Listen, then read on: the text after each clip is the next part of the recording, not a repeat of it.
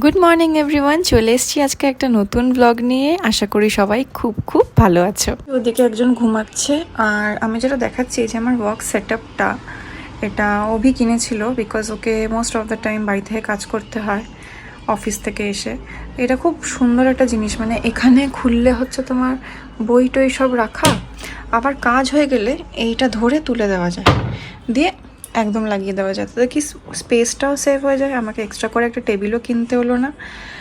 তো এই সেটআপটা হচ্ছে বাড়িতে যদি কেউ কাজ করতে চাও তো খুব ভালো। আমরা হোম সেন্টার থেকে নিয়েছিলাম এটা, বা তোমরা যদি নিজেরা বানাও তাহলে এর মধ্যে অনেক কিছু অ্যাড অন করতে পারবে এই ফার্নিচারের মধ্যে, অথবা হোম সেন্টার থেকে নিতেই পারো। তো এইগুলো বেশ ভালো, স্পেশিয়াস না, এরকম খুললে টেবিল, আবার বন্ধ করে দিলে মনে হয় একটা ওয়ার্ড্রপ, সাজাতেও পারো নিজের ইচ্ছে মতো। তো বেশ ভালো, যারা বাড়িতে কাজ করো তাদের জন্য খুব ভালো জিনিস। দেখ এটা কি সুন্দর ওরা প্যাকেজিং করে, এটার জন্যই মানে ব্লিঙ্কিটটা নিতে ভালো লাগে, এক একদিন এক এক রকম গ্রাফিক্স। এটা যেমন তোর হোলি স্পেশাল বানিয়েছে। তো বেসিক্যালি এইগুলো আনলাম আজকে ব্লিঙ্কিট থেকে। মানে এইটা কি স্যান্ডউইচ বানিয়ে দিয়েছে তো পাউরুটিটা। এটা কি পাউরুটি এরকম লেখে গেছে, এইরকম হবে ব্যাপারটা না? পাউরুটি টাটকা থাকলে নরম নরম থাকে, তো যাই হোক শক্ত হয়ে যাওয়া মানে পাউরুটিটা টাটকা নেই। দেখ কেমন বেঁকে গেছে, দেখ এই দেখ এটা টাটকা আছে, পুরো বেঁকে গেছে। হ্যাঁ বুঝলাম, কিন্তু একদম পেচকে গেছে।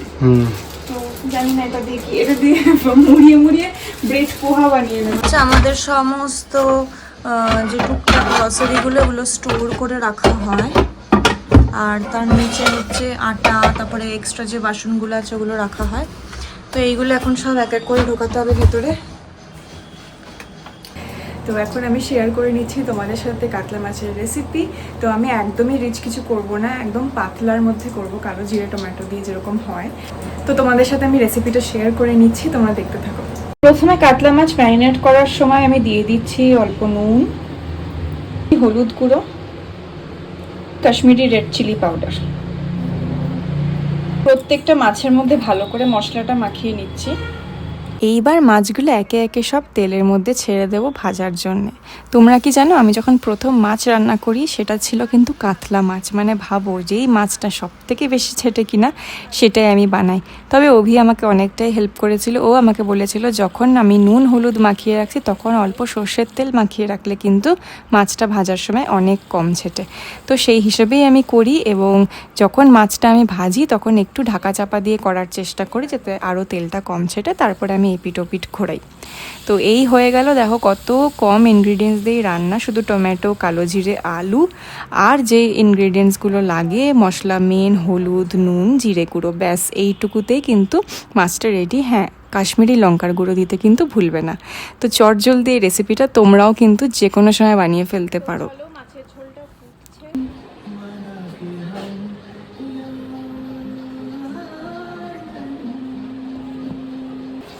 কিরে, এত ভালো রান্না করেছিস মাছের ঝোল? কোথায় ভালো, হ্যাঁ দারুণ হয়েছে, দেখে তো টেস্ট লাগছে। হ্যাঁ, কোথায় যাচ্ছিস? ছাদে ঘুরিয়ে নিয়ে আসি। দারুণ হাওয়া চলছে না? বাইরে মেঘলা করেছে, দারুণ হাওয়া চলছে, ওকে বেল্ট পরিয়ে দিয়েছি। হ্যাঁ, ঘুরে আসি। ঠিক আছে। কি অবস্থা? এত সুন্দর ওয়েদার, একটু ওকে নিয়ে ছাদে যাচ্ছি।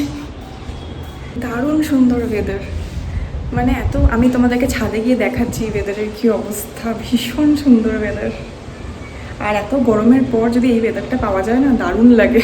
কোথায় যাচ্ছ? হ্যাঁ, ছাদে? কোথায় যাচ্ছ? কোথায় কোথায়?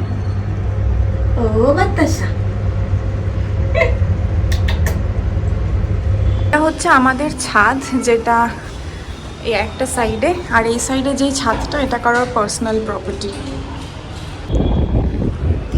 এই হচ্ছে ওয়েদার ছাদে, জাস্ট তোমরা দেখে নাও কত সুন্দর লাগছে আজকে ছাদটা, যেরকম ক্লাউডি হয়েছে সেরকম সুন্দর। এই হচ্ছে বাতাসার অবস্থা। হ্যাঁ, হাওয়া দিচ্ছে, হাওয়াতে ভয় পাচ্ছে, এত হাওয়া চলছে, সুন্দর হাওয়া দিচ্ছে এখানে। ও মানে ভয়তে কি করবে বুঝতে পারছে না।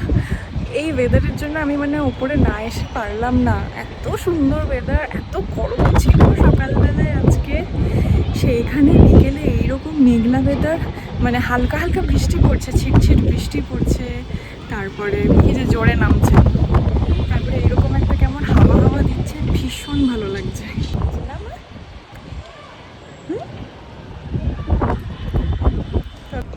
আর একজন তো যাবে বলে মানে উল্টো দিকে দৌড় দিয়েছে। হাঁটছে দেখো।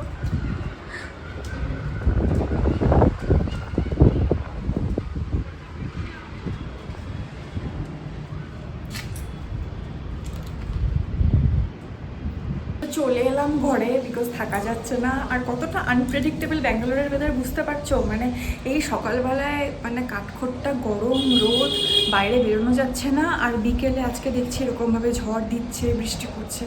যাই হোক, ঠান্ডা হলেই ভালো, ওয়েদার ভালো হলেই ভালো।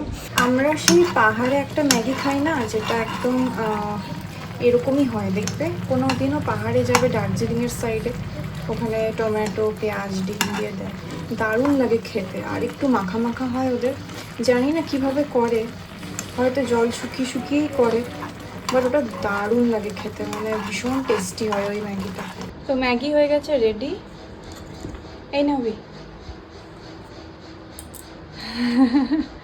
দেখ তো পাহাড়ি স্টাইলের ম্যাগি তুই আর আমি মিলে বানাতে পেরেছি কিনা, খেয়ে বল। ওটা আরো লাল লাল হয় না পাহাড়ের ম্যাগিগুলো? নুন ঠিক আছে, ভালো আছে, দারুণ। তো ঠিক আছে, চলো আজকে ব্লগটা তাহলে এখানে এন্ড করছি। দেখা হবে আমার একটা পরের ব্লগে। একদম সাবস্ক্রাইব করতে কিন্তু ভুলবে না, ঠিক আছে? আশা করছি তোমাদের এই ব্লগটা ভালো লাগলো। চলো বাই।